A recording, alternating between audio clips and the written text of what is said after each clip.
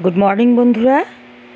কাঁঠাল বীজ সেদ্ধ করে তার ওপরের ব্রাউন কালারের যে আস্তরণ থাকে সেটাকে আমি ঘষে ঘষে তুলে নিচ্ছি, কারণ এটা তুলে নিলে বেশ পরিষ্কার পরিচ্ছন্ন লাগে।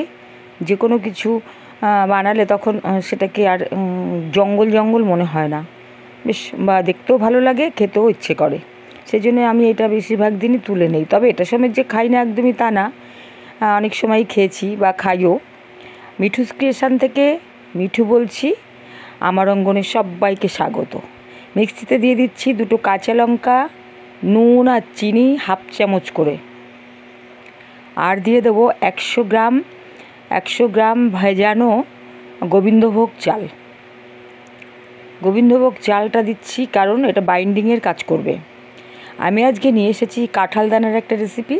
অনেক দিন থেকে, এর আগেও একদিন আমি বলেছিলাম যে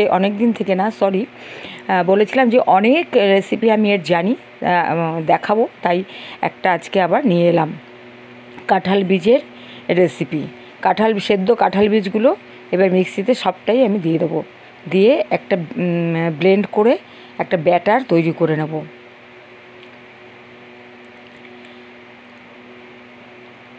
যেসব বন্ধুরা আমার চ্যানেলে নতুন আছেন, অল্প জল দিয়ে দিলাম।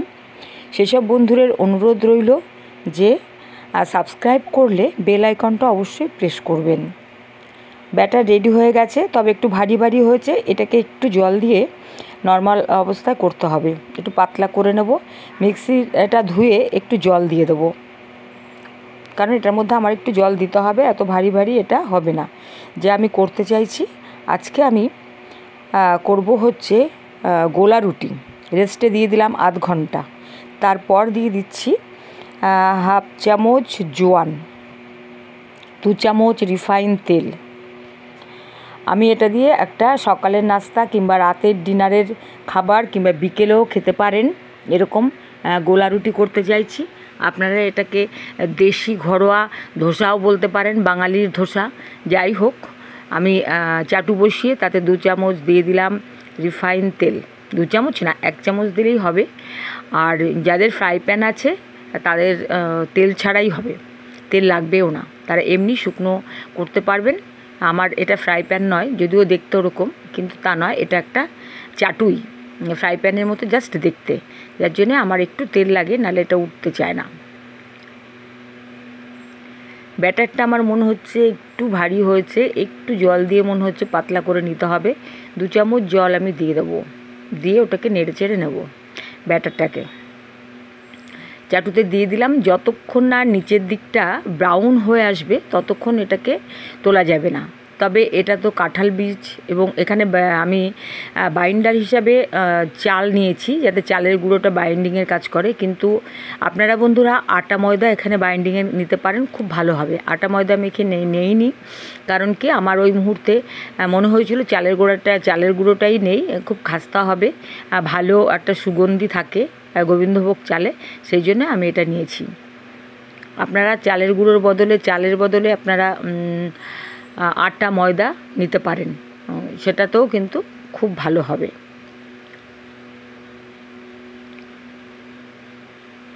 ব্যাস রেডি হয়ে গেল, দেখুন কত সুন্দর তৈরি হয়ে যাচ্ছে। একটু ব্রাউন কালার হলেই উল্টে নিতে হবে।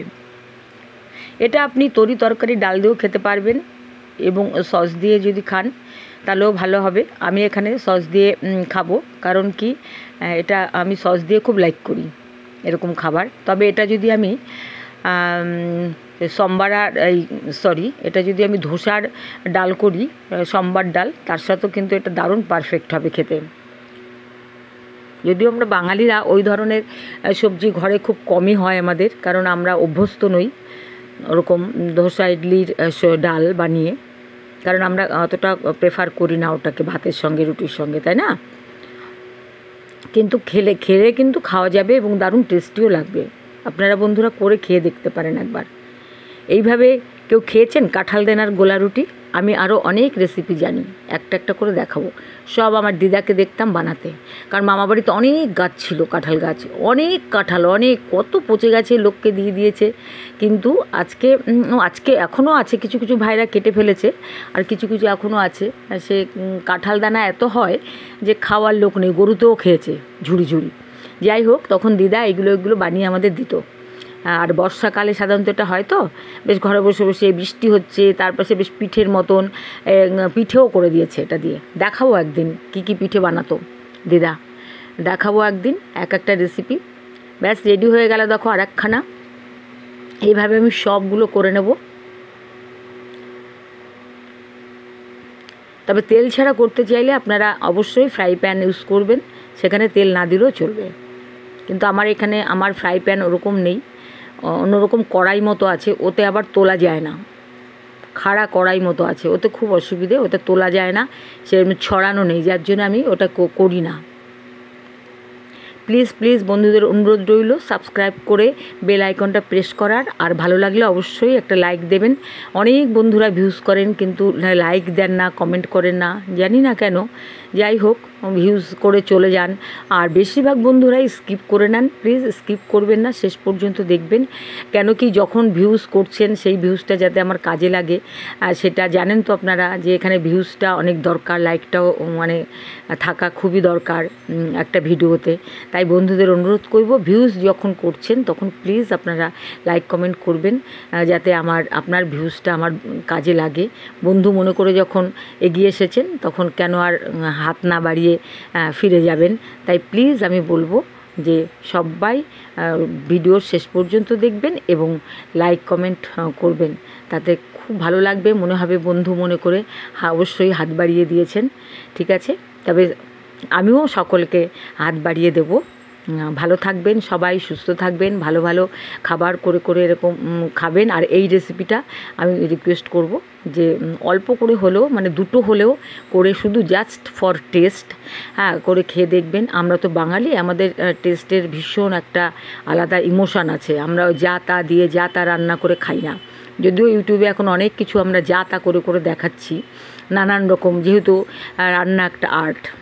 দেখুন রেডি হয়ে গেছে, সস দিয়ে আমি নিয়েছি, আমি এখানে সস দিয়ে খাবো, আপনার ডাল তরকারি দিয়ে খেতে পারেন, সবজি দিয়ে, কোনো অসুবিধে নেই। আর খেজুর গুড় যদি হতো না, সে যা জমে যেত বন্ধু।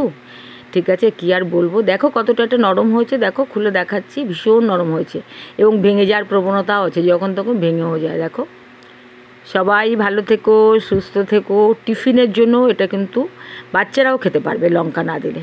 নমস্কার, আবার দেখা হবে, সবাই ভালো থাকবেন।